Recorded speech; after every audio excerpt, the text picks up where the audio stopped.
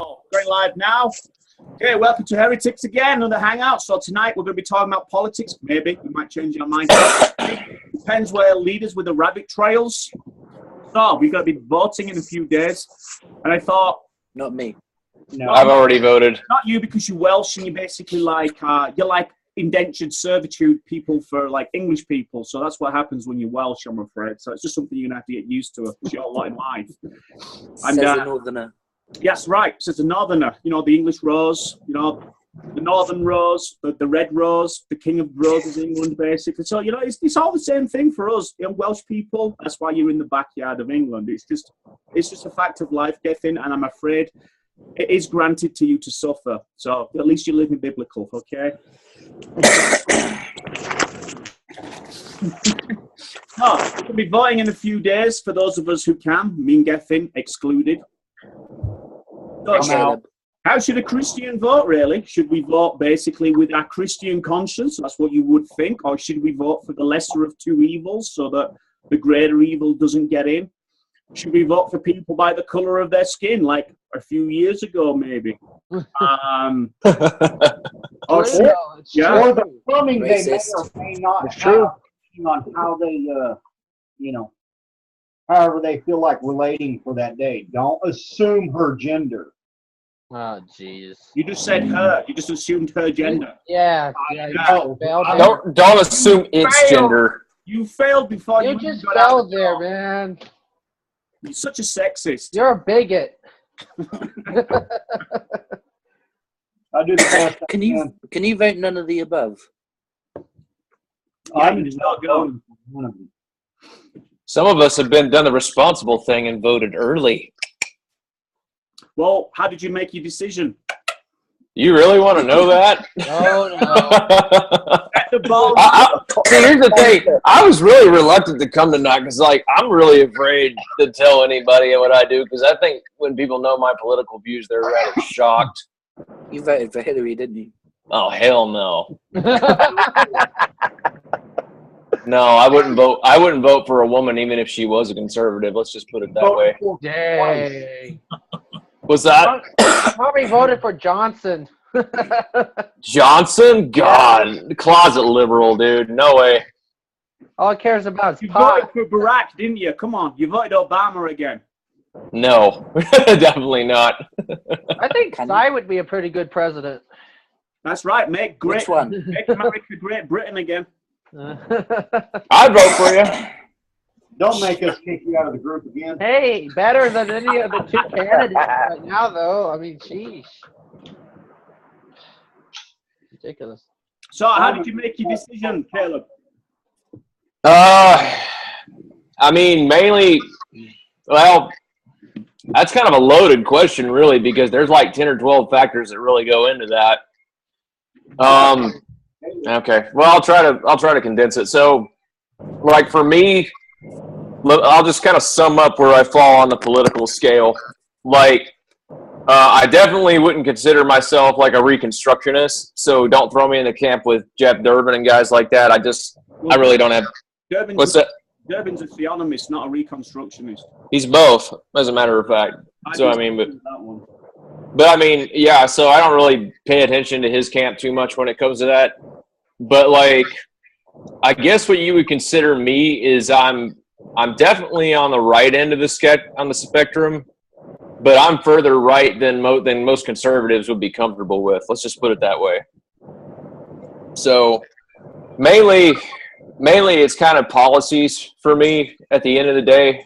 So like, who has the best ideas, pretty much, and then like, I mean, the first thing, biggest things for me are abortion and gay marriage. So, if a candidate for me is in any way going to increase that in some way, I mean, that's an automatic no for me. The other thing is like, also like how a person addresses like let's be frank about it, our war with Islam. I mean, that's what it is. We are at war with Islam. If somebody's afraid and kind of dances around that whole thing, then I'm like, okay, so you don't really think we're at war with Islam, so that's a big thing for me. So the question is, what happens whenever you get two candidates that maybe don't address that issue as well as you like? So who addresses it better is kind of the thing for me. So that's kind of how I did it. Wasn't it? Was that? The wall did it for you. The wall did it for me? Around Mexico. That was one of the things, yes. Good guess, Gethin. Good guess, Gethin.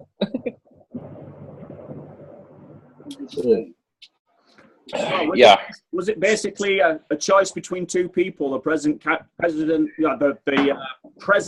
candidates that we're seeing right now, or were you trying to basically look for maybe a third option that you saw as lesser of a two evil? Third options to me are a waste of time, honestly. The reason why I would say that is because, well, one thing, these third-party candidates, they don't campaign at all. So I don't see hardly anything about them. I don't see them making public speeches, doing rallies. I don't see hardly anything on Facebook other than what a few minority of my friends share about them. And then, I don't see them during the debates, whenever I could hear exactly what it is they want to put forward. That, and I don't see them putting any time and effort to go campaign and make themselves known. So I'm like, why should I care at the end of the day? And so I'm like, yeah, waste of time, honestly. That's just my deal, though. Even though I could probably find somebody who's a little bit better, but honestly, it's a waste of time to me. So what do we think about somebody who actually doesn't vote?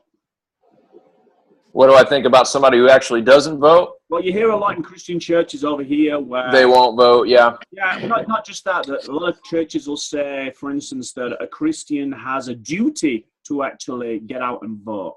Right. And I don't understand how they actually arrive at that a Christian has a duty to vote. I wouldn't say necessarily you have an obligation to vote, right? I wouldn't say there's anything biblical that demands you have to vote, right? But at the same time, I find it odd that these same ones that tell me that, you shouldn't vote at all because both candidates are this, that, or the other. I asked for an alternative, and there's really no alternative to give me other than don't vote.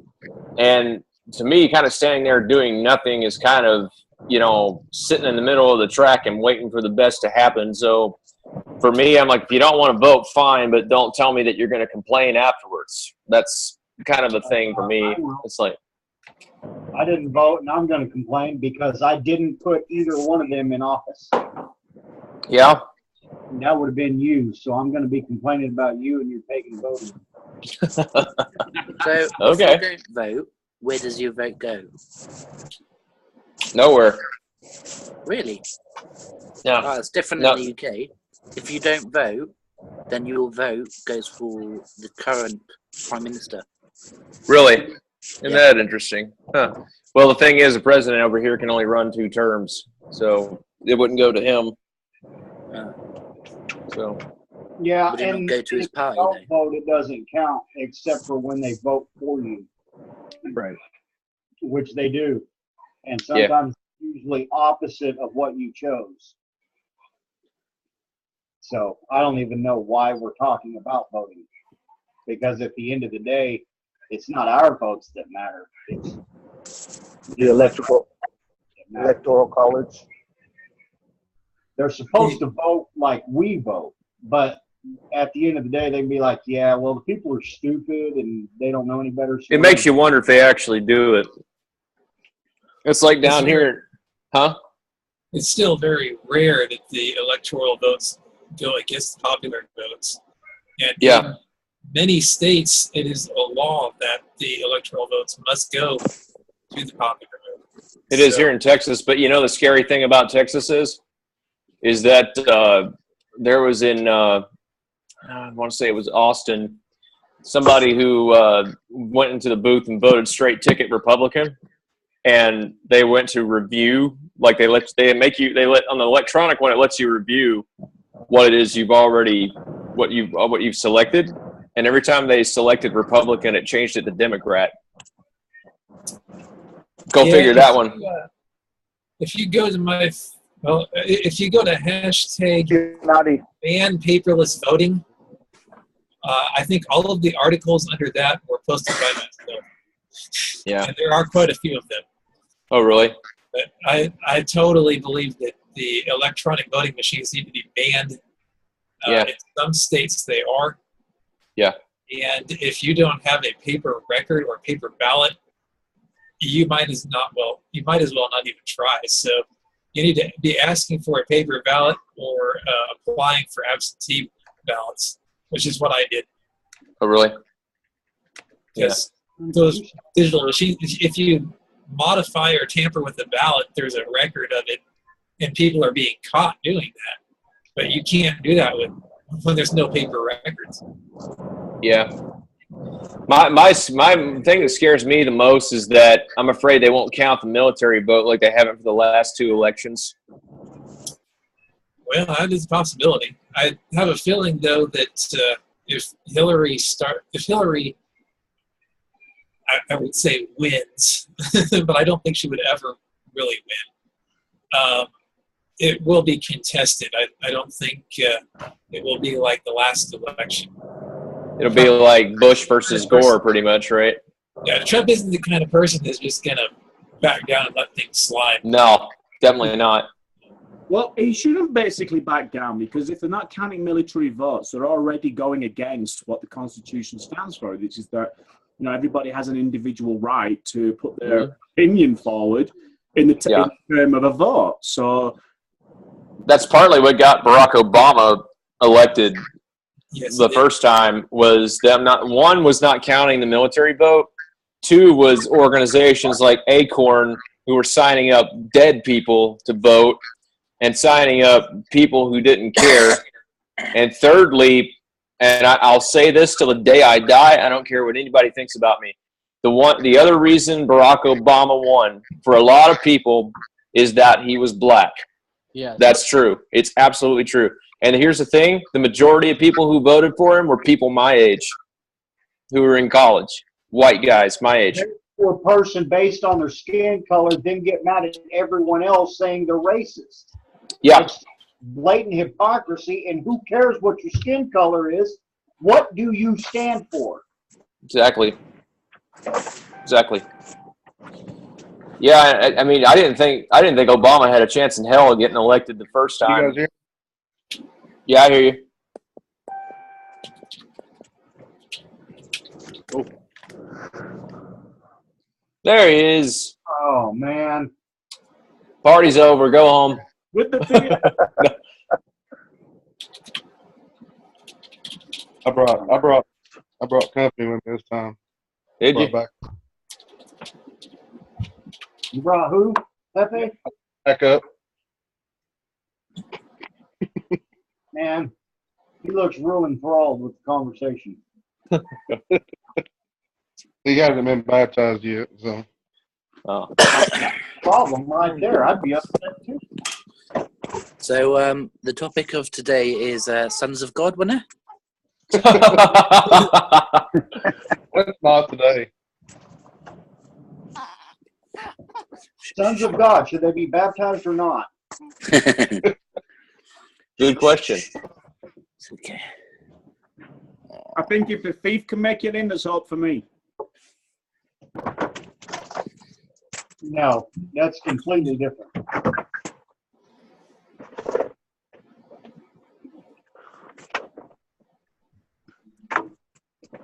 I apologize ahead of time, guys. My connection's not the best back here. So. Well, like, you're in Tennessee. I'm surprised you've actually got electric. Yeah.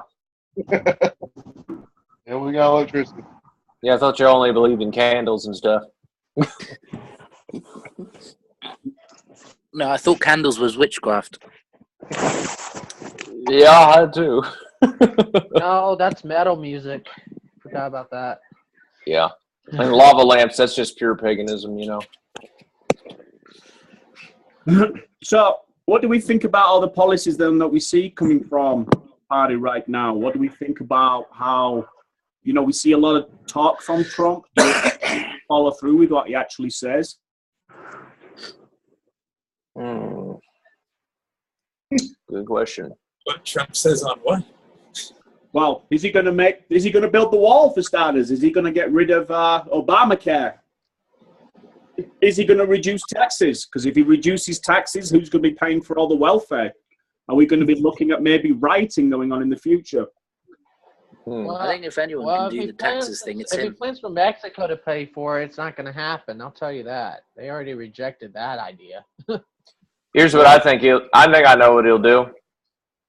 If he can't get Mexico to pay for it, here's the thing a lot of people don't know about Trump is that, you know, the left likes to paint him as a racist, bigot, whatever it is.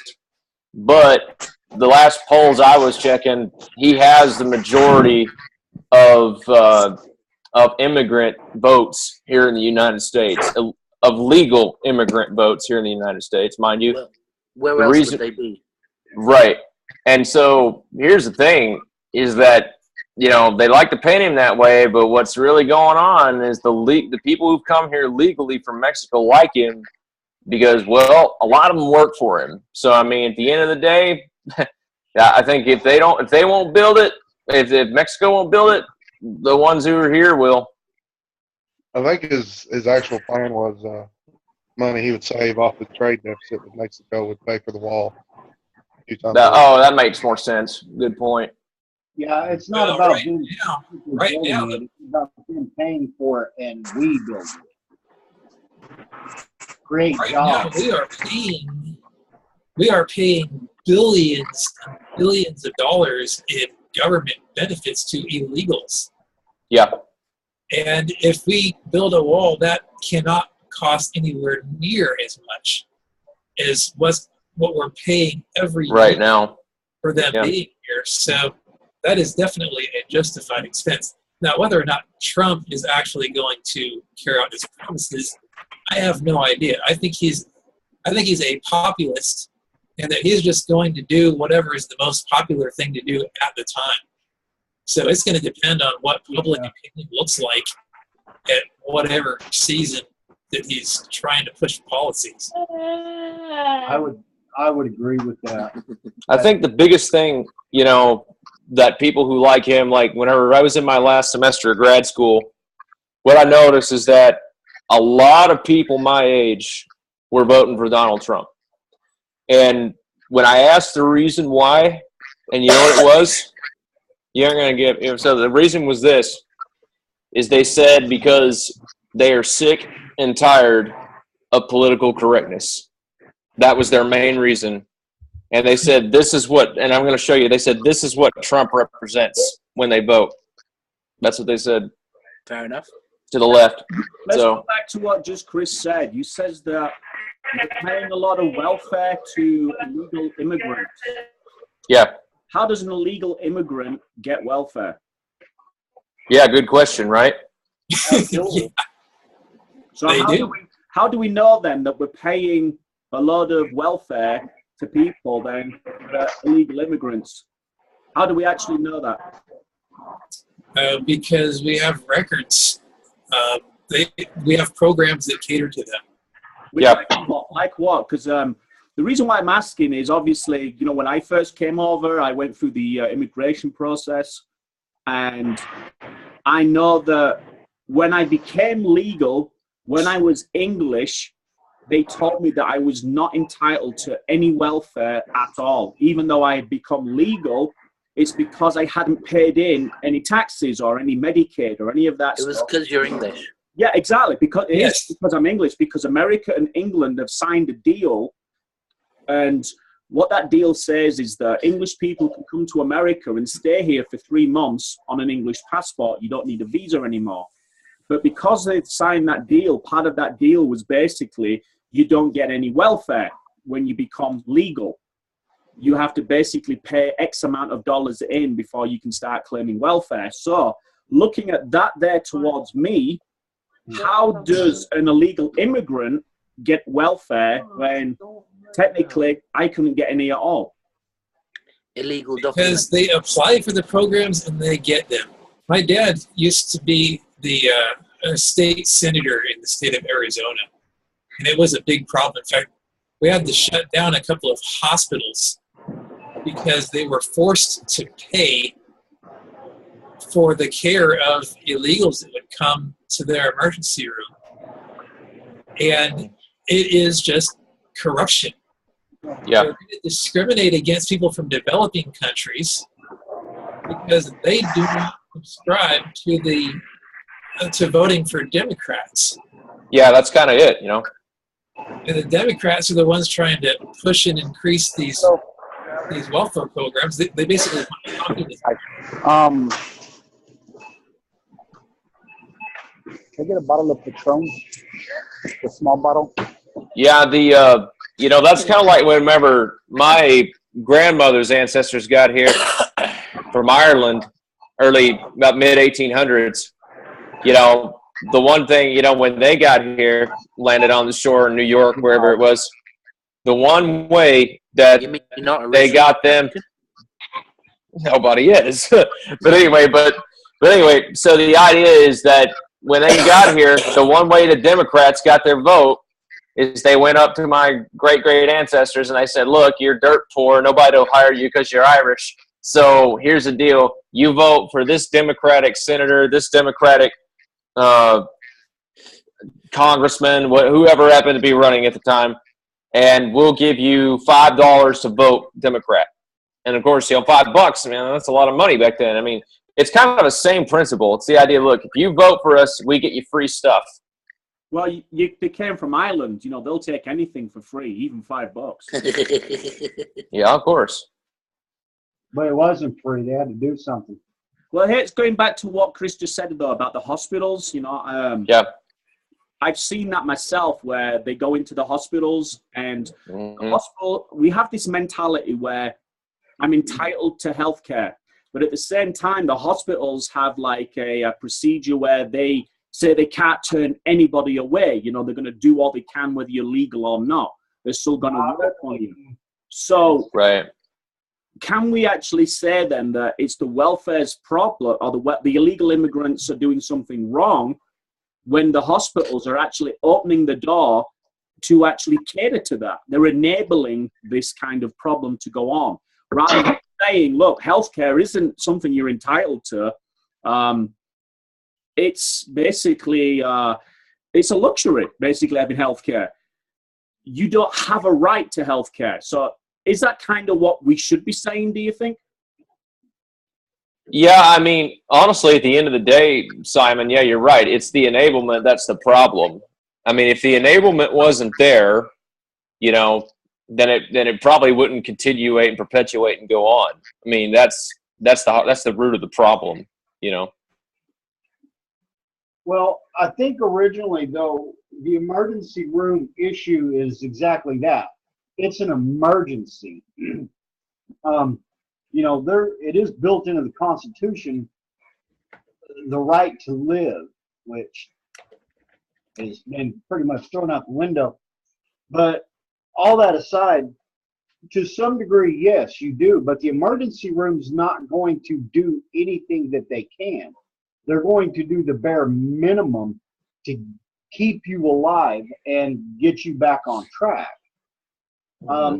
And quite frankly, I don't see anything wrong with that to begin with. And if you're an illegal immigrant, I don't blame you. I'm not mad at you. But I think the real issue here is there's something else that I don't think we're necessarily touching on.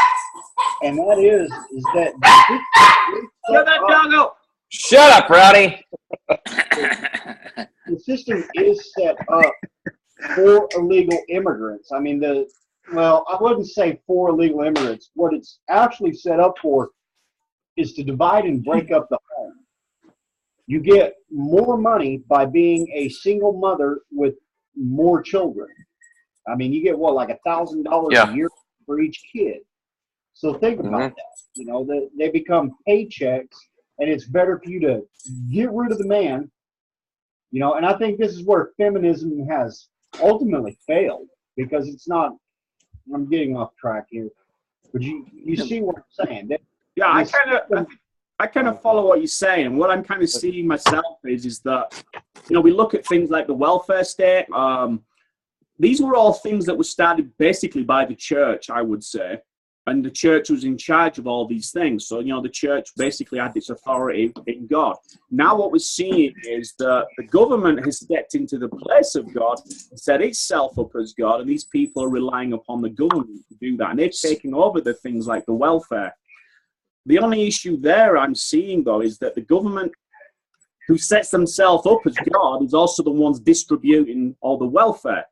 Statism. Yeah, so they're appealing to people's emotions in a way is what I kind of think's going on rather than common sense. All the welfare. People oh, we've got to go out and help all these people. But at the same time, they're doing like what I call speaking out of both sides of the mouth. They want people to be poor and we'll look after you. But at the same time, we want ingenuity to try and make America great again. But they're creating a slave system which is inhibiting that ingenuity that we kind of need. So I think it's a decent thing for like the hospitals to step up and give this kind of healthcare attitude. But when healthcare becomes instead of a nice gesture, a band of concern, like the Good Samaritan kind of a thing, right. When it goes from there to where it's saying everybody's entitled to it, I think is a very thin line. Right, to yearly prostate checks, mammograms, things of that nature. Abortion. Paying for your abortion. Yeah. Exactly. I mean, what? Birth control, yeah. Healthcare. Abortion's not healthcare, so that's why I left that out. But the reality is that the only way there can be affordable healthcare is in a free market. You can't have affordable healthcare and a single payer system. It's literally impossible, because what happens is that when the system fails, there is no one else. And despite what they say, too big to fail, they said that, like 2008? The reality is, had that been 10 years earlier, no one would have said that, and they'd have been like, too bad, you should have managed your business. And there will be someone there to pick it up. And what a free market is ultimately going to do is it allows people to not choose the higher option and choose the lower option. They get to choose their services. They get to choose who's providing the service. Can't even choose that anymore. If you do a bad job, guess what? You don't get $15 an hour. You get fired. But yes. we don't want that. Yeah. We think we're entitled to the American dream. We're not entitled to the American dream, and the American dream isn't you're promised anything. The only thing you're promised is you get to try. What you earn is yours. And that's actually biblical. It is. Anyone says. Socialism's theft. From Scripture. Yeah, and just maybe this would be a good time to segue. I don't know, but since we're on immigration and welfare, things like that, as bad as the welfare thing is with illegal immigration, things like that, I think the other thing that's been a real big talking point in this election has been the mass migration of Syrian, primarily Muslim refugees into this country. That's been a big one. And that's a serious issue. It's a very serious issue. Publicly, they say we can vet them; it's no problem. But when is exchanging emails and actually talking about it, they know there's no way that they can. And on top of that, they're actually taking our tax money. Okay, so we want to talk about lowering taxes. Well, where's all that money going to come from? It's going to create a deficit. False. You stop spending money you're not supposed to be spending, and you use the money you have for what you're supposed to do with it. But the system is designed to be in debt. That is the design of the system. We have to have an issue to resolve. We've always got to have that. But it goes back to, you see, I'm all for immigration, obviously, because I am basically I'm a Mexican ginger Welshman from England, so I'm very pro immigration. So Wait, can you repeat that? Mexican what? I'm a Mexican ginger Welshman. So Yeah, I am pro immigration as well. I just don't approve of illegal immigration of people who should not be here. yeah, I understand that. See, the thing is that I wasn't a legal immigrant. I was here legally. Then my visa ran out, and my terminology was an illegal immigrant, but I was legally allowed to stay. So I was basically a walking oxymoron. now I'm just a moron. Yeah. So the thing is, like, we used to have an influx of ideologies. You know, we used to have all these. They used to come in, and we had all these ideas that used to battle each other. And I think, you know, America was basically built upon all these immigrations coming in. That's what America is. It's like the melting pot of all this stuff. I think what we've got, though, is we've got a government that's trying to shut down the foundations of America, you know, the Constitution, the Christian principles. These were the ideologies that basically destroyed everybody else's ideology. And what we've got now is we've got these ideologies coming in, like Islam, for instance. We've got the Christian one being shut down, not taught in schools. It's being ridiculed and mocked. It's being denigrated to a stupid fairy tale. So we've got this one worldview that basically can destroy all other ideologies, that's been ridiculed so much that all the other ideologies now are rising up. And I think we're starting to see the result of all this coming out right now. You know, we've got like my wife, she's Armenian. She lived in a big Armenian, like it was like a village. A bunch of Armenians lived all together, had their own Armenian church. They're Middle Eastern, you know, they came from near Turkey, so they have a bit of a Muslim mentality about them than the typical Middle Easterners, but they integrated in society, you know, they contributed, some of them fought in the world wars, for instance, for America. What we're seeing now, though, is there's this kind of mentality where people are coming over and it's very anti-American. Yeah. And it is basically to destroy America from the inside. So how would we go about vetting somebody like that? That's the problem, Si, is that I think this whole idea of a melting pot of ideas is ultimately what got us here. And this is kind of where most conservatives think I'm too far right for my own good. But kind of here's the idea. Whenever you invent a nation that's built on the tolerance of ideals, and then potentially those ideals being applied to society, it's eventually going to come back to bite you. As you rightly said, Islam is now becoming a domineering force in the West when it hasn't been in the grand scheme of history for the last, 1300 years, right? Yeah. And so what's happened is our own policy, this idea that we can just have a bunch of people from all over the world, they can bring some of their cultural values with them, and we can take the good stuff from it or whatever stuff we want, and then we can mix it with what we got now. That's hogwash. It's absolutely hogwash. I mean, if you look at the history of the world, nations that have lasted thousands upon thousands of years, England, the Romans, Mongolia, what have you. Okay? I mean, they all had a core central idea that they identified with as a culture, right?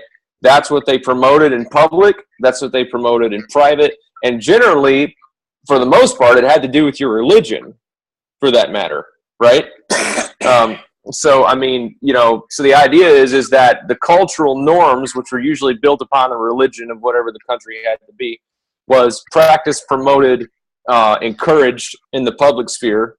And then not to mention the churches or whatnot would also promote those kind of ideals on the spiritual level, right?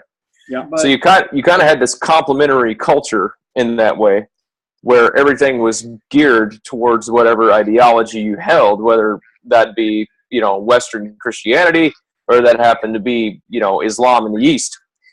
But the problem is, like you said, it's come back to bite us. This idea that, we can have this multicultural country where people who hate America or who hate, the values that we've promoted for the last 2 centuries, and they can just live in peace with us, and we can and then we can just let them live here. Forget it.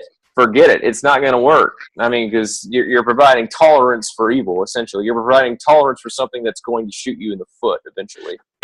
But America, A good way of vetting the Muslims coming in is if you get some domineering women asking them personal questions and then seeing how they respond to those women. Yeah. In a bikini. Yeah. Well, a proper Muslim would either ignore them or just go at them. Yep. Yeah, and that's the other thing, Gethin, is that one thing they don't realize is like for up until 1950 in America, and see, this is one of those things they bury. Up until 1950, there was no immigrants who were devoted communists who were allowed into this country, none whatsoever, and there was none who were Muslim allowed in this country either. Basically, if that was the kind of immigrant you weren't even considered for citizenship. You were deported. That's what happened. And see, people don't realize that that's what we did. We were fine if you came over here if your ideology was something that was to be admired, right? If you came from, for example, from a hard-working, Italian family, your dad was a hard worker. Let's say you were Roman Catholic, more than likely. Not everybody's Catholic in America, obviously, but I mean, still, you got the right ideals. You got a devotion to family. You have a high moral code. That's all applicable to the society you live in. Islam doesn't have that. Simply doesn't have it. No, neither does communism. America's it's not based on, a melting pot. It's a melting pot of culture, but it's not a melting pot of ideologies. And despite what anyone wants to think, it was based on principles that were gleaned from Scripture. Yeah. Now, and these are certain inalienable rights, okay? So clearly, if they use Scripture, well, I mean, never mind the fact that a lot of the Christian founding fathers, those who were Christian, were actually Calvinists. But that's the whole point. And when your ideologies, when you're being questioned on those things, and you come in and your ideologies are like, no. Well, of course, you're against what this nation is for and what it's about. Even with its storied history and its bloody past, ultimately that was the point of it.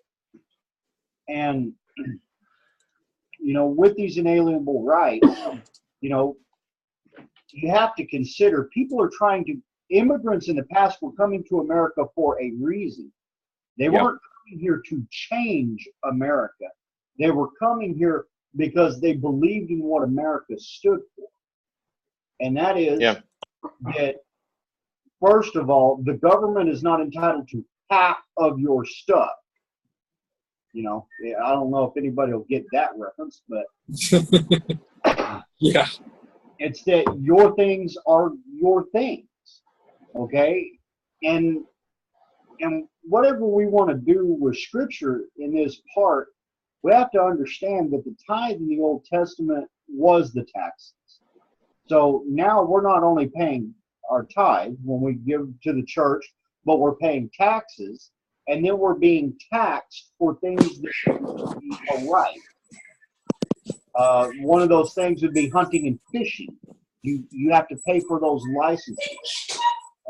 That's actually an extra tax. You're taxed when you make your money. You're taxed when you spend your money. You're taxed when you keep your money. Yeah. And these are technically against the law. We can't do that legally. Yet, this is where we've come. I would say most of the founding fathers were libertarian, but were like deists. Yeah. I don't believe it was Yeah, a really. lot of them were deists. I mean, my connection is shoddy back here. Yeah, that's why we don't let you talk. You've got one of those socialist connections. Somebody else is probably. Ruin everything, why don't you? Goodness. It's Wi-Fi. My router's across the house. Yeah, Adam. Rachel was the only person in our group to dress up like anything to the party. I'm on the phone, okay? Conference call. Shoot. That's my brother, by the way. Uh-huh. Yeah, it's probably your dad. This Yeah, is my this brother. is. I wish Taylor was here. Oh, he'd eat that up, wouldn't he? So should we, like, I don't know. I believe if we was basing our opinions of, off biblical law, then Muslims would be allowed to come here, but They wouldn't be allowed to build mosques, they wouldn't be allowed to build mosques, print Qurans, or blaspheme Christianity at all. right? But that's not what I mean when I say based off biblical principles. All I'm saying is there were principles in Scripture that they took and applied to the government. And, we know things about our founding fathers. Thomas Jefferson, he pretty much cut out every miracle. So he was, a moralistic deist. It was about morals. But the irony of this is that they would actually go to Scripture, not Buddhism, not Islam, not any of those other things, to get these ideals we're basing a government on. And laws and things of that nature. And to be honest with you, when we start talking about slavery, I'm not against it. I am against the Atlantic slave trade and how that was handled. Clearly, it was entirely unbiblical. You can't treat humans that way. And instead of those humans, working off a debt, being set free at a certain time, we don't have that. Even with money that is loaned, that's another biblical principle. We don't have that. We don't do that. So we keep coming back to sin nature and unconverted people. Yeah. At the foundation of everything is the gospel. We arguably do have probably more slavery now than we did then, with the all the debt, not to mention the welfare state, where certain classes of people are pretty much addicted to welfare. They're a slave to it. And I mean, prisons are a form of slavery. Let's just call it like it is. You're in there to pay off a debt to society. You're locked away against your will like an animal. Well, it's actually more than that, because the prison service is actually privatized, and they actually make money from people actually being in prison. And I do remember seeing something back in the 80s about how the heads of the prison service, they got together with music industry people, and they talked about they wanted to create a culture that promoted criminal behavior, and they came up with basically hip hop, which I found kind of like very interesting, how they're using music to influence a culture so that they can make more money in the prisons. Because I think they get I can't remember what it is, it's something ridiculous, but they get paid X amount of dollars for every person that's in their prison from the government. That's what I can't be paying. So again, that is another form of slavery. It's a slavery again to like a culture.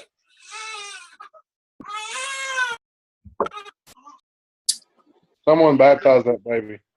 That's interesting. It's Gethin's baby. It's probably not even saved like Gethin. Probably. And we do, like you said, we do have a lot of slavery. Slavery has evolved. We're not seeing basically like the Atlantic slave trade like we used to do before, but we are seeing like welfare. you know, it's a common knowledge. You vote for the Democrats, they'll keep paying you welfare because they're all about the welfare system. Whereas the Republicans, those evil Republicans, want to take away what you're entitled to. That's kind of the narrative, yeah. And you know, and the thing is, I think this form of slavery works better because people don't know they're slaves. No, but they're rewarded for being a slave. You know. That's right. That's right. And it's just the numbing effect. Yeah. And it just gets more and more, you know, like Obama came in, everybody gets free Obama phones now. And it's like, what? Yeah, what's next? Yep. Well, and I would actually Obamacare was Obama net. that the Atlantic slave trade, historically, we've seen that kind of slavery. I would say it existed in Egypt. I would say it existed in Rome. It existed in the 1700s with the Barbary pirates. And it still exists in other countries today. It still exists in Muslim countries, 120 million slaves. Yeah. Yeah. But it's more kidnapping, I think, as far as biblical law. The slave trade that went on in early America was more along those guys biblically should have been dealt, you know, on Mosaic law at least, they should have been dealt the death penalty. Slave traders of that day. We got to be careful to distinguish in case any liberals are watching this and they come to Chase's house and on for, you know, supporting slavery. I stand on God's word, man. And the reality is we've already stated, everyone's already a slave to begin with. They're a slave to their own sinful nature, or they're a slave to Jesus Christ. And a slave to the system as well. Yeah. Well, and Kim Rohrabacher actually makes the connection between the mark of the beast and statism, which was a very interesting take, and I see where he's coming from. I personally hold the view that the mark of the beast is sin. It's a sin nature. That's my me too. But he draws that up because that's exactly what we see governments doing consistently. We don't have to go too far back. Nero, Domitian, everything about them was their own law. I don't think Nero necessarily made people worship him like Domitian did. No. I think they both did. They viewed themselves as gods. You know, that not in the biblical sense, as in you're in a position of authority, but gods as in actually immortal and deserving of worship. Mm-hmm. And the head of state would be the false prophet, the state would be the beast, and they are empowered by the dragon. And we see this consistent. Hillary! That's Hillary!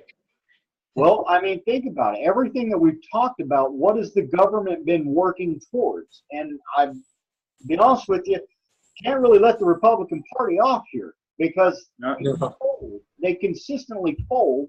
So it's like, yeah, you say this, you do that. You're no different than the Democrats. Yeah, and you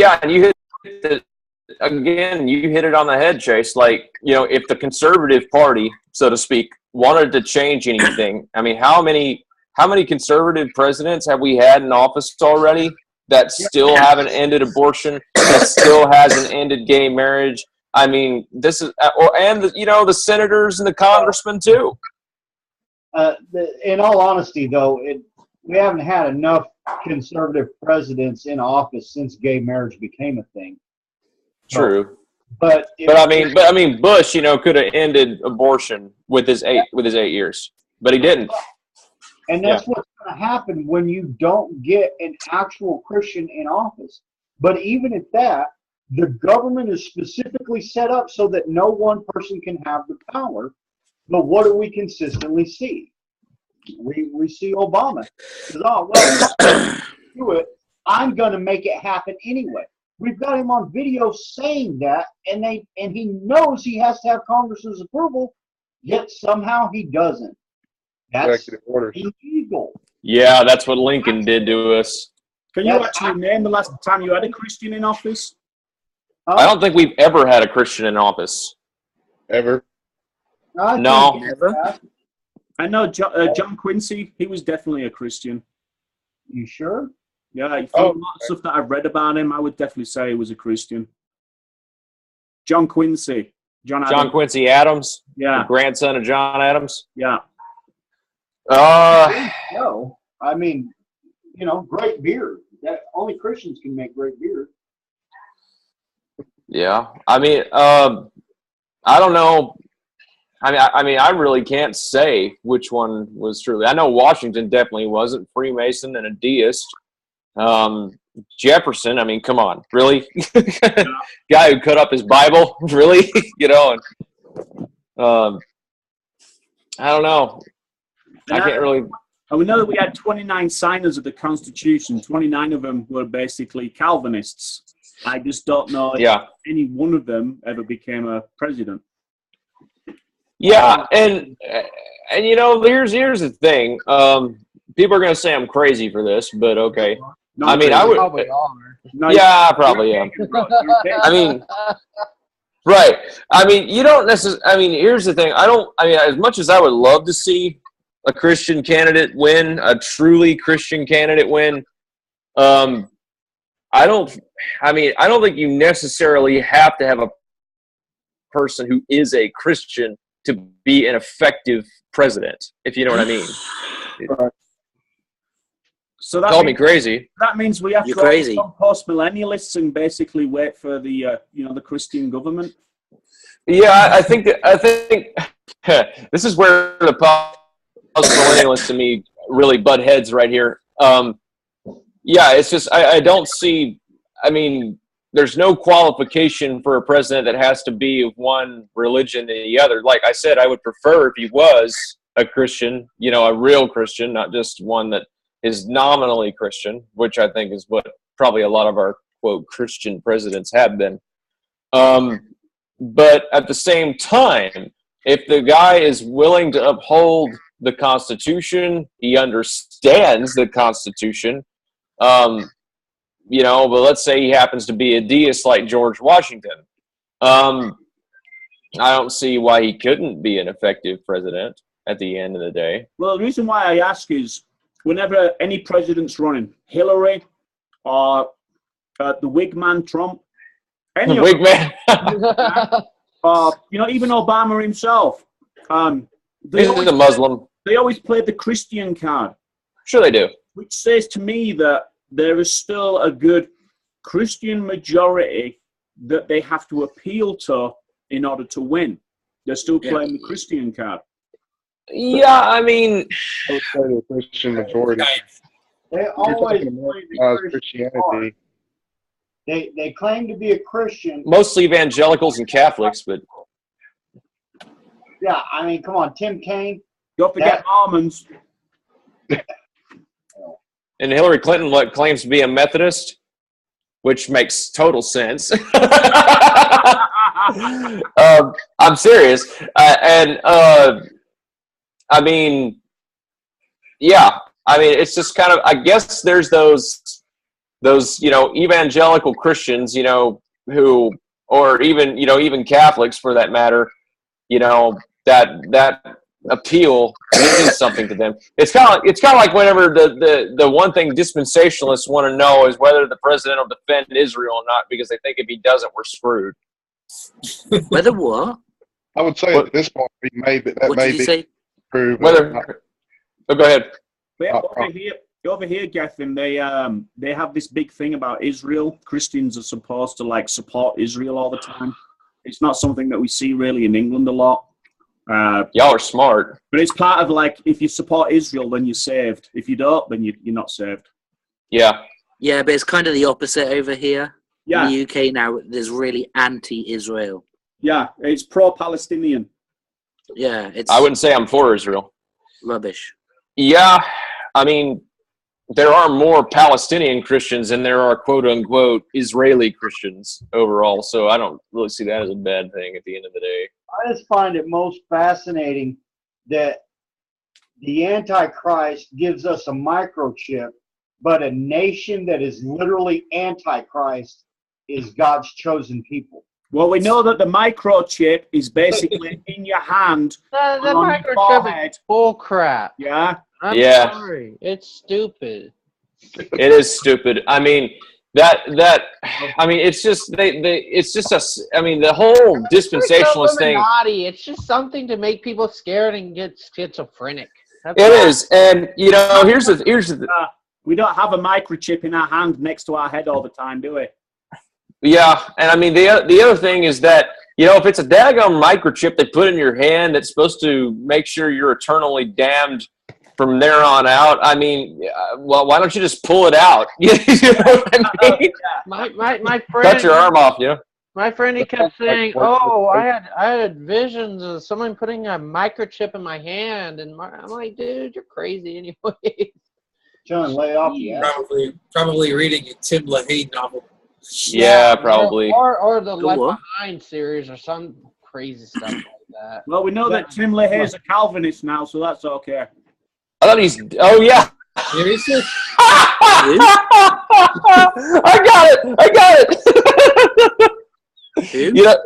Tim LaHaye, the guy who wrote Left Behind. Yeah. He's a Calvinist now. Is That's it? ironic. Yeah, he's dead. Oh, I didn't realize That's that. just cold, man. Yeah, I know it is, Funny though.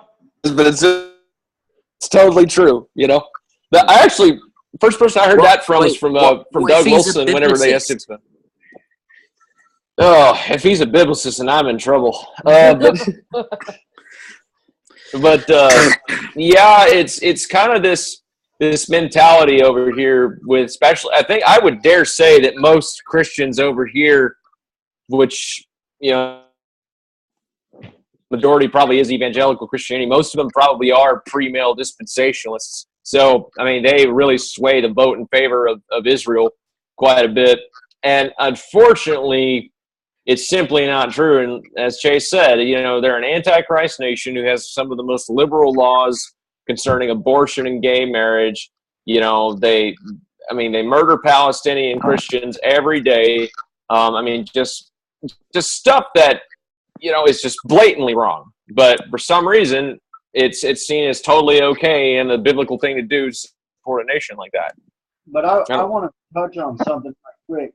Technically speaking, and just like the Eucharist has been stolen from us by Roman Catholicism and morphed into something it's not, that's the same thing with evangelism. Evangelism and Arminianism cannot go together. Yeah. It can't go together. They are diametrically opposed. And granted, even back in the day, in Warfield's day, people were arguing that, no, we can be evangelicals.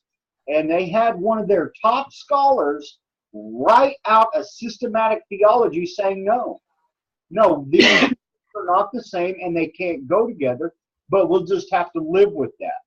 So in other words, they're a walking contradiction. And that's what most American evangelicalism is. It's not evangelicalism. It is a lie. Yeah. And I'm sure that'll probably get me in trouble with a lot of people. But, it is what it is. So basically, then we should be judging candidates by their doctrine, then. Is that what you're saying?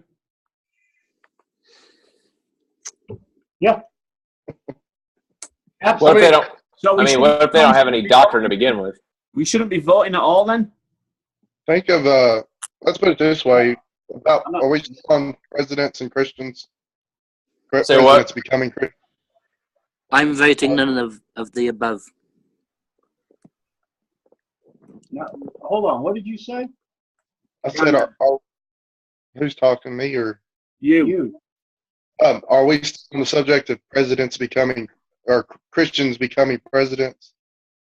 Well, we're actually about Christians and how they vote for a president. I personally, because this is the system we have the option to levy a vote, which we pretty much believe actually makes a difference. I'm glad Chris said what he said about that. There actually are laws in some states, but not all, where the electoral college has to vote the way the popular vote did, but that's not a law in every state, and I think that's illegal as all get out and should be. Excuse me. When you consider the fact that you're getting a Christian president are almost non-existent. If that was to happen, I would almost say call it a miracle and add it to the scripture. Hell, I'd go post-mill. I was just going to say, think of it like this. We're never going to have, I don't believe we'll ever have or ever will have a Christian president or any major politician. Because you got to think of some Christians and think of them running for president. Think of somebody telling the truth and preaching offensive. The gospel is offensive to most people. Yeah. And they're trying to get the popular vote. It's not going to happen. And I mean, I agree with you. But as far as I said, if the world hates you, remember it hated me before. So I mean, I don't see how we're going to get love from. They have to appeal to man. They have to appeal to the world. You can't serve two masters. So I see it as an impossibility that a major politician can be. I mean, I could see a politician becoming, somebody becoming a major politician and then being converted, but not not being converted and working your way up the ladder. I don't see it. That's the only mandate that Christians have, to pray for our leaders, and a lot of people miss this part of the passage. They go, see, God wants to save everyone. I'm not going to go into that here, but the passage says so that we may live in peace. That's where the passage is going there, that we may live in peace. That's why we pray for our leaders. But a Christian needs to vote according to their conscience. And,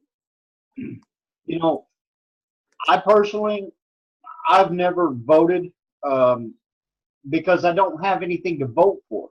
Give me something to vote for. Me, the wall. For other people, like Chris and Caleb, okay, they vote. Well, and Simon doesn't count. They vote, okay, and I understand that, and I'm perfectly fine with their vote. I don't see how anyone can be a Christian and vote for Hillary Clinton. I'm sure there are saved people who have, and I think that's unfortunate. With Trump, okay, yeah, I get it. He's like, what, on his third marriage, okay?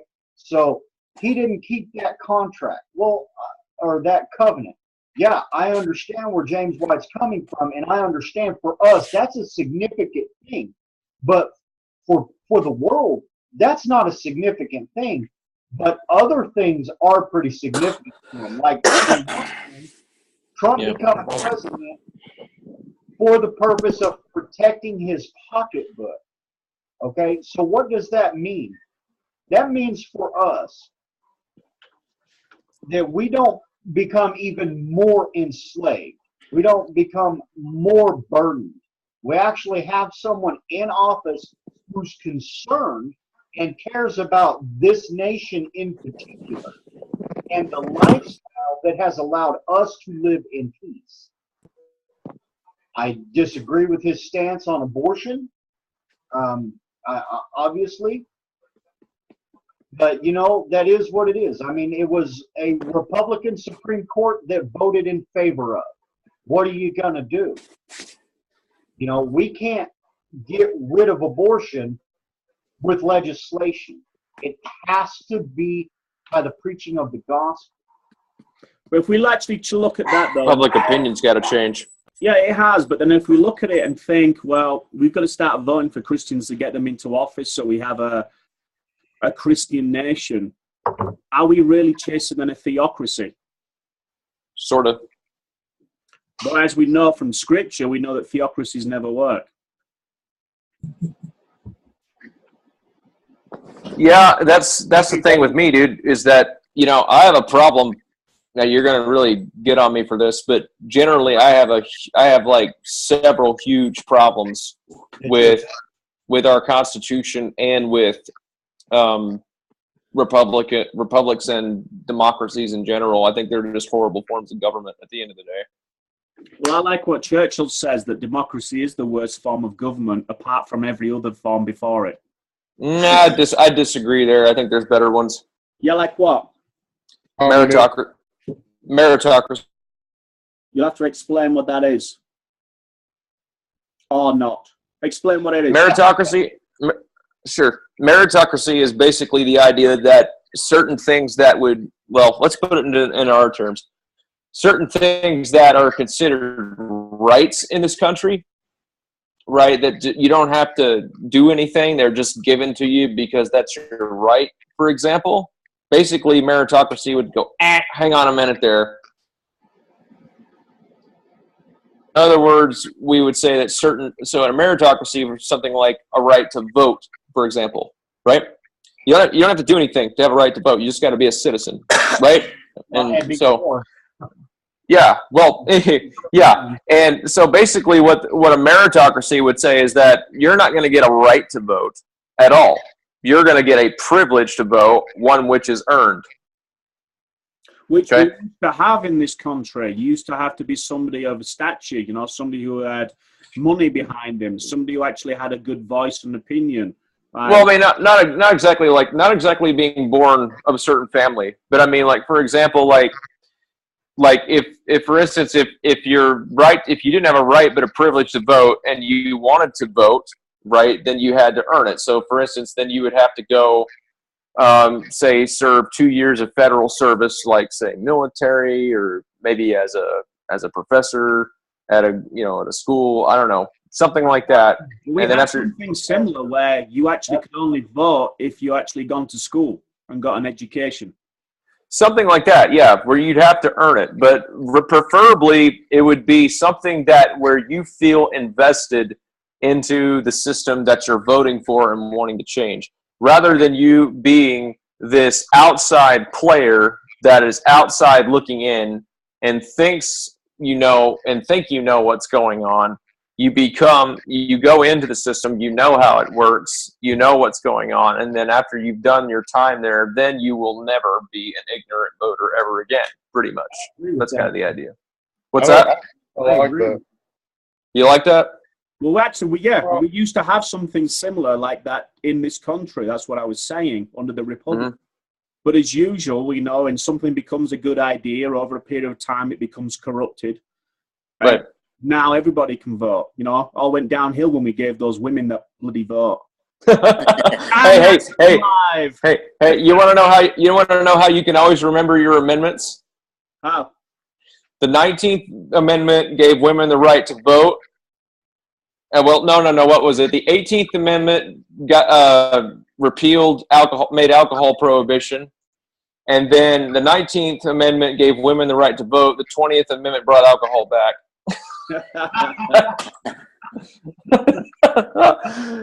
Yeah, like the educated thing. I mean, there are a lot of smart people. You know, you got to think of the farmers.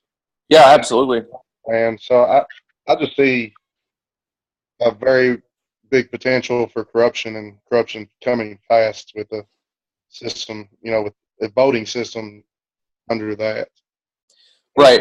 I wouldn't say you'd have to go to school, for example, but like that you'd have to do something to prove that you. In other words, it would distinguish between citizen and civilian. That's kind of the idea. How about basically you've got to have a job and work full time and actually pay X amount of dollars into tax every year? Or like for instance, if you were a farmer, for example, let's take Brandon's example. So if you were a farmer, for example, and you work, he mentioned a farmer a while ago, right? So I mean, say you're a farmer, you've been raised to be a farmer your whole life, and you wanted to earn your right to vote. so for instance, you do say you wanted to earn that, and you could work, say, for the Pure Food and Drug Administration, right? You could know what it goes into from the time you harvest the crops to how to make sure that they're all approved, for human consumption, things like that. You work there a couple of years, you get your right to vote. So that's kind of the idea. Some sort of federal service. Simon's idea of taxing, like you pay your taxes and you get to vote, could be abused because people could buy many, many votes by paying lots and lots of taxes. Well, no, you'd only get one because you have a voter ID. Yeah, that would be the ideal. I mean, let's face it. In this they would twist you don't have to have an ID to vote, but you've got to have an ID to make you get a driver's license. I have to have an ID to drink. Yeah, exactly. I mean, it's ridiculous. I have to have an ID to go to work. Yeah, that's true. I've got to have an ID on me all the time because I have a green card, and it's illegal for me to leave the house without a green card. So I have to have an ID all the time. But to pick somebody who's going to run the biggest country in the world, that's stupid. It just makes no sense at all. It makes zero sense. Yeah, you have to have. You do in Texas. You do in Texas. You do. That's the way it should be in all the states, but here it's not. Yeah. But yeah, I mean,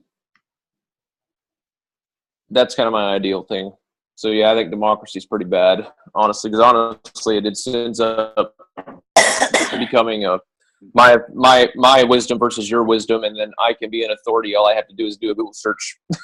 I don't think democracy is bad itself. It's the way it's been set up in the UK and America, especially the way of voting. It's messed up. Well, we're not a democracy over here. Well, I say we're not. We're meant to be a republic, but it's actually a democracy. We are now. Yeah, the idea of a republic is it's been gone for quite a long time. Well, here's the thing, Simon, is in the grand scheme of history, republics haven't lasted more than 200 years, and usually they devolve into a democracy, and then after that, it's anarchy. Socrates, one of the Greek philosophers, this is what he said about democracy, and I tend to agree. That democracy, he says, democracy destroys itself because it abuses its right to freedom and equality, because it teaches citizens to consider audacity as right, lawlessness as freedom, abrasive speech as equality, and anarchy as progress. Yeah, that's pretty spot on, I think.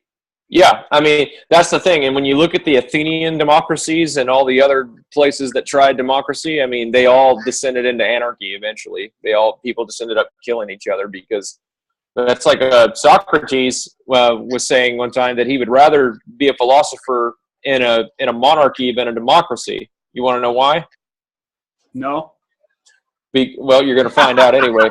So he said he'd rather be a philosopher in a monarchy because there are those in power that are recognized as authorities, whereas in a democracy, everybody is their own authority. Yeah, which is basically, hey, you scream the loudest over here in a democracy, and that's exactly right. Yeah, that's exactly right. And yeah, so that's yeah.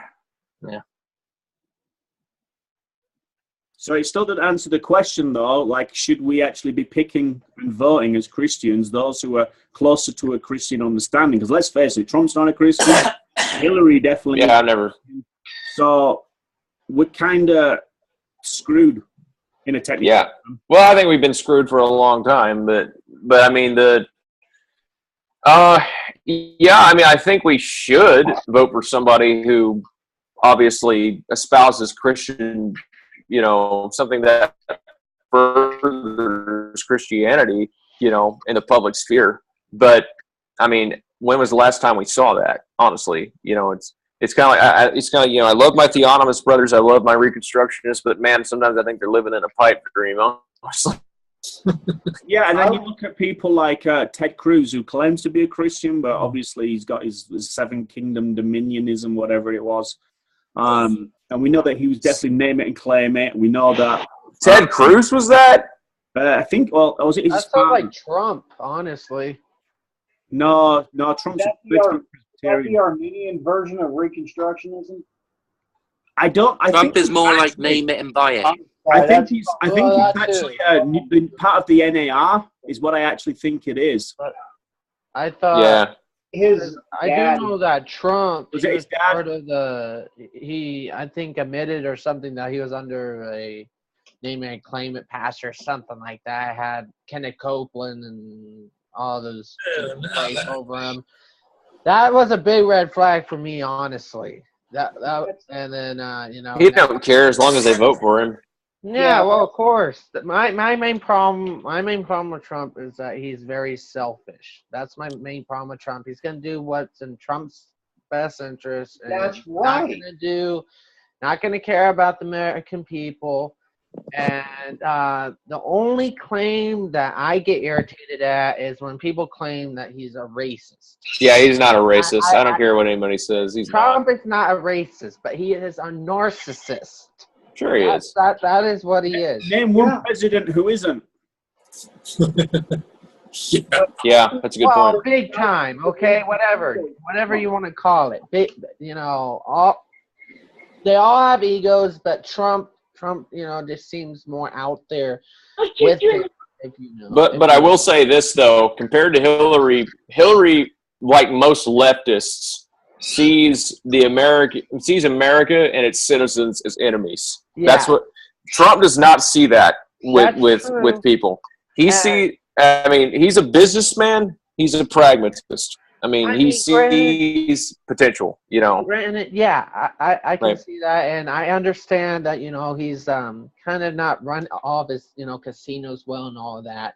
But sure. No one's going to be perfect. No one's perfect, and, things go up in smoke. Right. But the thing is that Trump has said things. Hillary has actually gotten people killed. So yeah, over 30 of them. Yeah. Yeah. So when it weighs out, although I'm not totally comfortable with Trump, I'd rather vote for Trump than someone that's basically a murderer. I don't think Hillary actually sees us as enemies. I disagree with you on that, because an enemy would mean to see that we're somebody who's powerful and sees us as a threat. I think she does see us as threats. I think she sees us as a tool to be manipulated in order to. Well, that's what I mean. That's what I mean, Simon. That she sees us as chattel to get her agenda passed. In other words, the idea is she sees this as easy to control. She thinks we need to be controlled. She wants to take away our guns. Yeah, exactly. If you don't see someone that's not somebody a sign of an enemy, because an enemy is somebody who's just as powerful as her. And we're I not. don't care about the guns. No. You don't care about the guns? In the final analysis, at the end of the day, no, I don't. Why not? Well, mostly because I'm a Christian. What the hell does that have to do with it? What are you talking about? Yeah, seriously, dude. Like seriously. You want to know what it has to do with? What? It has to do with I'm ready to go. The person who's trying to kill me, they're probably not. I don't know what will happen, how much time they'll have. I don't know how God's going to operate in their life. So I'm ready to meet my Lord and Savior. I'm ready to go home. Ultimately, like in Acts 8, they stoned me. Hey, man, I'm going home tomorrow.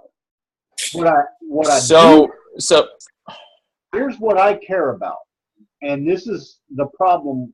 Well, there's a lot of problems with Hillary, because for me, guns is an entirely secondary issue. It truly is. It's a completely secondary issue. But we go back to pray for our leaders that we may live in peace. So when we take away freedom of speech, when we take away the right to proclaim the good news, there is a problem. Okay, there's a lot of people that are going to be tortured and hurt because of something like that. The gun thing, you take the guns away, you're not taking the guns away. All you're doing is making more criminals. Yes. That's exactly right. But I would argue criminals aren't going to turn in their guns. That's ludicrous. But I would also argue you're not going to have freedom of speech, and you're not going to have anything in the First Amendment if you don't have a Second Amendment. Simple as that. That's the thing is, if somebody asked me, if you had to lose the right, would you lose the first or second? I said, I'll lose the first, because if I have a gun, who's going to tell me otherwise? Yeah. And that's just it, though. That's not our mentality. That's not our mentality. Than you, I can kill you, so shut up. That's not how we operate. The only reason Christians even but you come near my family, I will. Is purely protection of the home. And like I said, my home believes in Jesus Christ. We're ready to go. Now, granted, it would be in their best interest to kill me first, because if they touch my mom, I'll give you all a reason why I don't need a gun. You will see very quickly. Chuck Dart. But it's not, it truly is not about that for me. Okay? Look at the Christians, man. Look at the early Christians. What means of defense did they have? Granted, they didn't exactly have freedom of speech either, but there was an allowance there. To some they didn't have swords, though. It waxes and wanes. But it's also a subjugated people. We're not. But in the final analysis, what's not going to happen is it's not going to be one or the other. There won't be one or the other. It's not going to be the Second Amendment or the First Amendment. That's not what's going to happen. We already see the First Amendment being taken down. I mean, it's utterly destroyed. As it originally stood and as it is now, it's, for all intents and purposes, it's gone.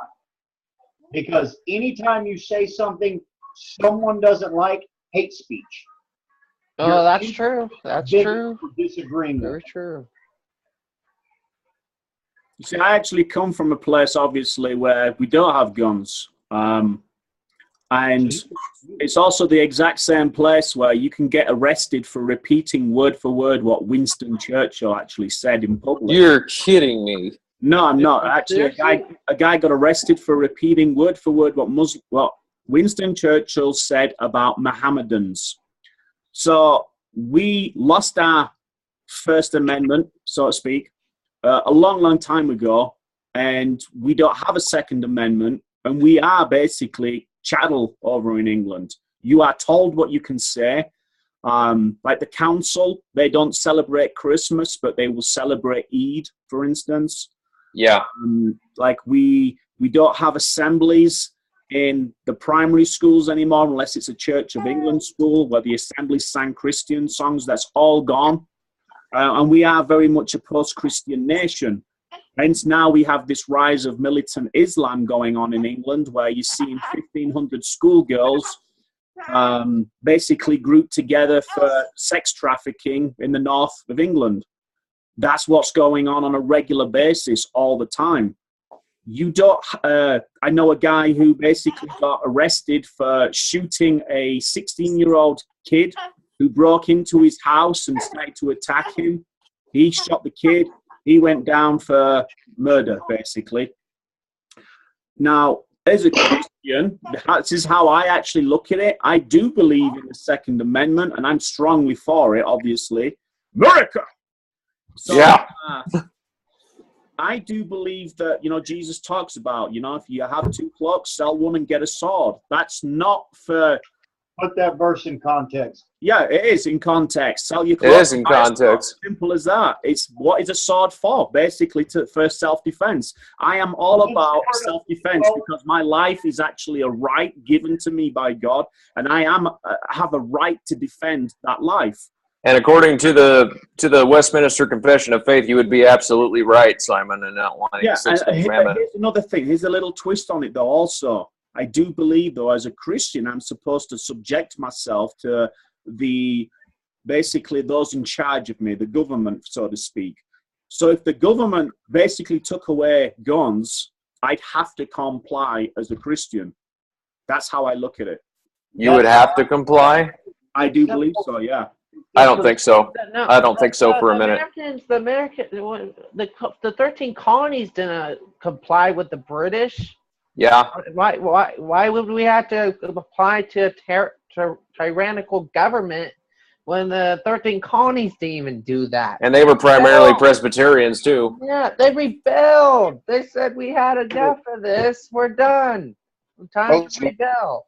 You don't have to accept an evil outright government. That's like I gotta accept if Hitler came over and started a new Nazi regime. Well, go far as to say, what do you mean by accept? Because look at the early Christians in the early church. You know, they didn't accept what Nero said, but they were also known as law-abiding citizens. You know, they were probably the most law-abiding citizens out there. Yet the government in charge was pretty evil towards the Christians. Right, but they didn't have a covenantal contract with Rome like we do with our government. Exactly. You know, we don't have a covenantal contract with our government. Yeah, we do. The Constitution. They've already violated that. Of course they have, but we haven't. But I didn't make that contract with my government. Your ancestors did. So blame them. My ancestors did a lot of wrong things too. The situation is my highest authority will always be God's word. It's sounding suddenly. What? I agree with Simon Ben's position. I do. I don't agree with the verse he used. I used to use that verse too. It's not saying what we think it's saying. It's just not. We can get into that somewhere else. But ultimately, I don't need the ability to kill people. I don't need that ability. What I need is I need to proclaim the gospel. This is how people are saved. I am not against the death penalty. I'm for the death penalty.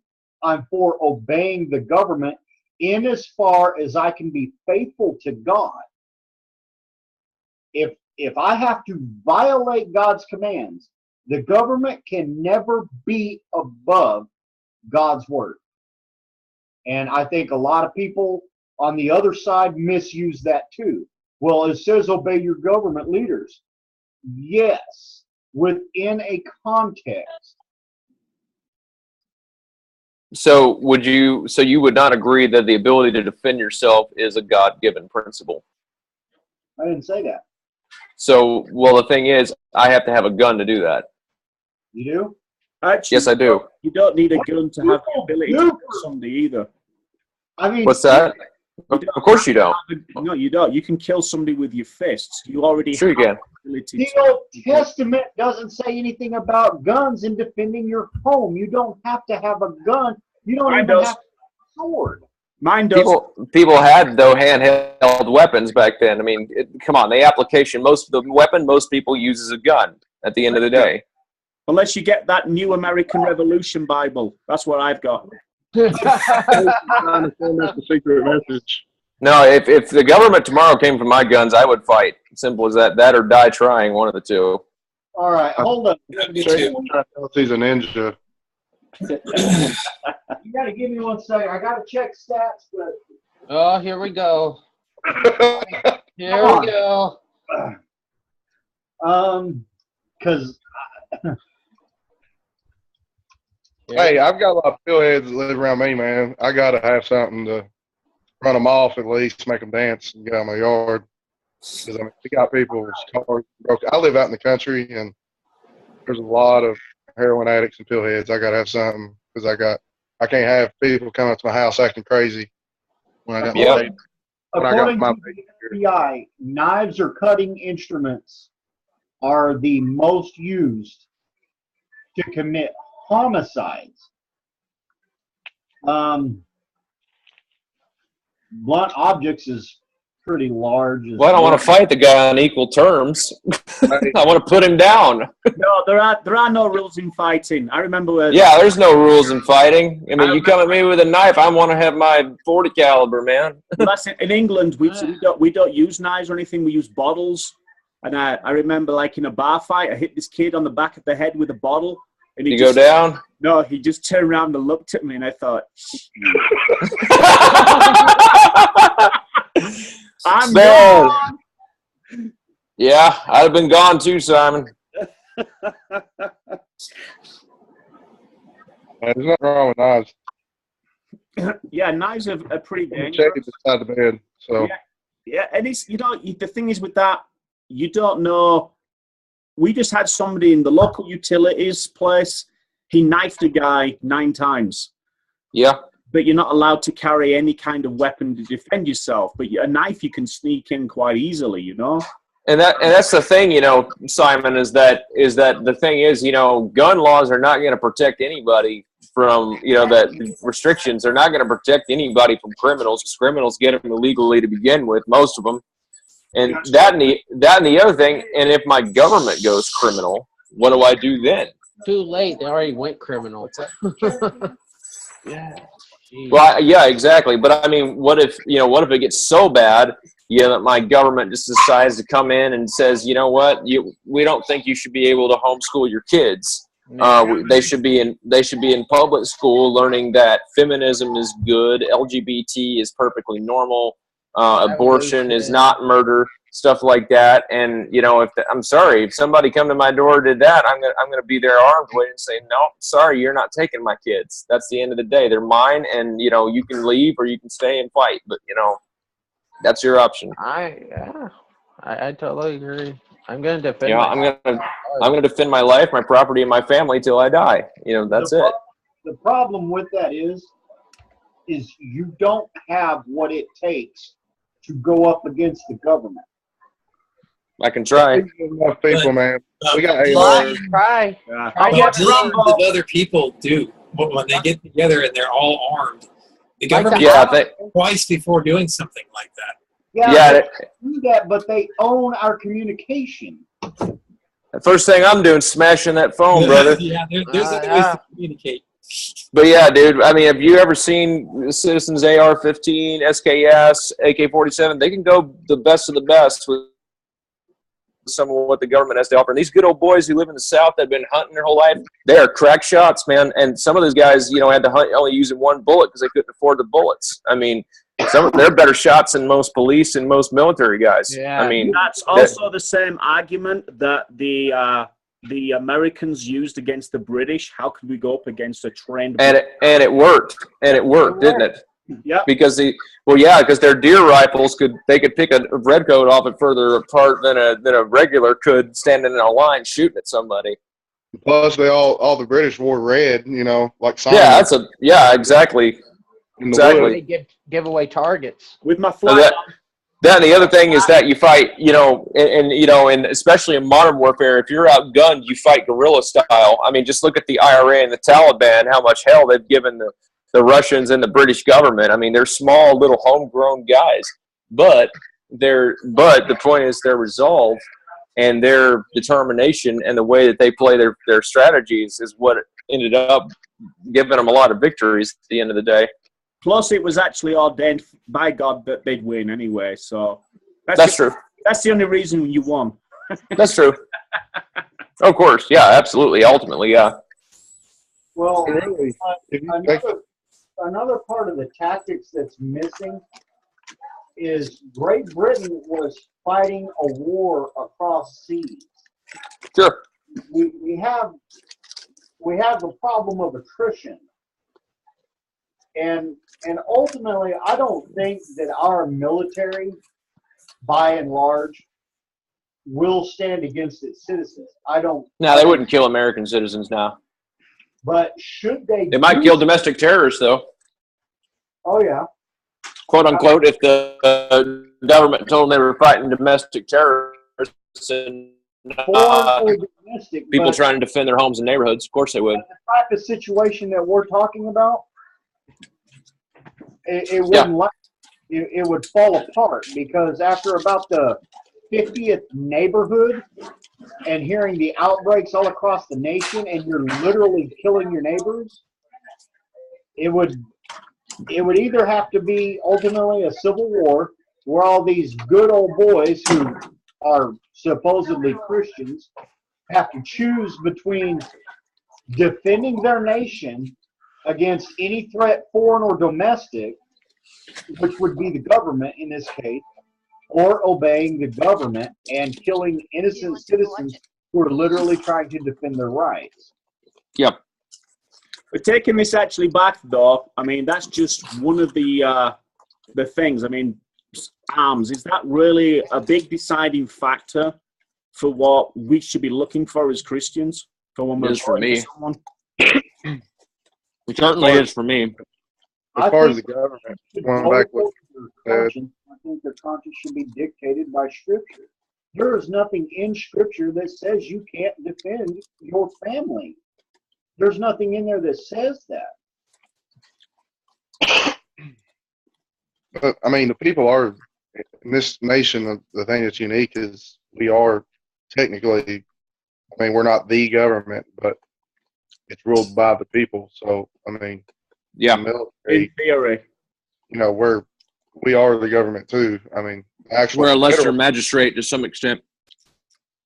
I mean, the federal government is not supposed to be as big as it is now anyway. Yeah. I mean, that would be a tough decision for military personnel, but yeah, I think that they would side with the people because, you know, they're people too. Well, we already established that they're probably not going to take the military vote into consideration like they did last election. So yeah, you can't really look at it from that angle. So that just kind of leaves the lay people, me, you, and people who do HVAC for a living, you know, those kind of people, you know, the peons. Yeah, pee on me, pee on you. Yeah. Hey, I'm going for my electrical license too. I'm qualified, so. Show off. Oh, that's cool. Hey, guys, I hate to cut it off early, but my wife's calling me. I need to get out of here, but good conversation. I'll catch you up next time. Well, let's watch close the rest it of out because, I mean, we're about an hour and a half into this. We might as well close it all out right now then. All right. So I prayed last week, so who's praying this week? You always say that. All right, Chris, well volunteered. Yeah, I'll let Chris do it. Evil Gingilla. Yes, wear your tinfoil hats. Yes, I got it. And my KJV Bible. All right, Chris, to lead us out in prayer, bro. Me? Yeah, that's your name's Chris, isn't it? Okay. Lord, thank you for this time that we've had together. God, I just thank you that you have brought us in this place where we can just discuss and ponder things that are much larger than ourselves. God, I pray that you would lead us into all truth. You would lead us into right thinking about these issues that we've discussed. God, I pray that you would help us and our families, that we would prosper in spite of government depression and everything that's going on. God, I pray that you would prosper the cause of the gospel, that it would go out. Amen. Lord, that we would be a countercultural people and lead as we ought, that you would be at the forefront. In Jesus' name I pray. Amen. Good prayer. Amen. Thank you, Chris. Yeah. Good show, guys. Yeah. Love you all, guys. I'll catch you all next week. Love y'all too. Night. See ya. Yeah.